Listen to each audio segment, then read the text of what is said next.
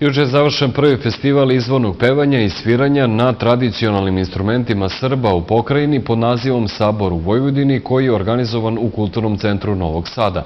Cilj festivala, koji je organizovalo udruženje Zvuci iz kamena, jeste početak tradicionalnog okupljanja izvođača izvornog pevanja i sviranja na tradicionalnim instrumentima.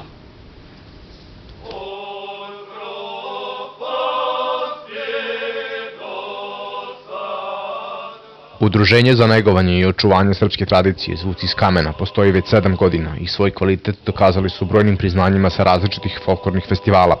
Oni su po prvi put organizovali Sabor u Vojvodini, koji je okupio najkvalitetnije izvođače izvornog pevanja i sviranja na tradicionalnim instrumentima u pokrajini. Sama ideja o osnivanju ovoga festivala je potekla od nas pre neke 3 godine, ali nažalost nešto nije bilo sluha do sada u strukturama vlasti da se ovakav jedan festival podrži.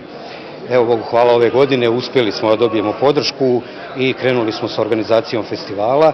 Festival treba da predstavi izvornu tradiciju, pesme i sviranje na tradicionalnim izvornim instrumenta svih Srba u Vojvodini. Ipak, bez pomoći grada, Sabor u Vojvodini ne bi bio realizovan.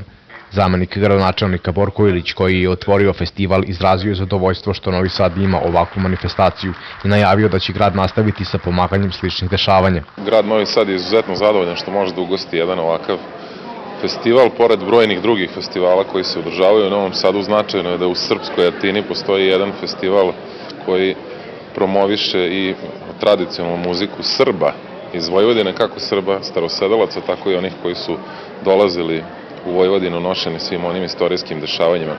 Kusle iz Hercegovine, gajde iz Banata, frule, ali i tamburice samo su neki od instrumenta u čijim su zvucima uživali posetioci Kulturnog centra.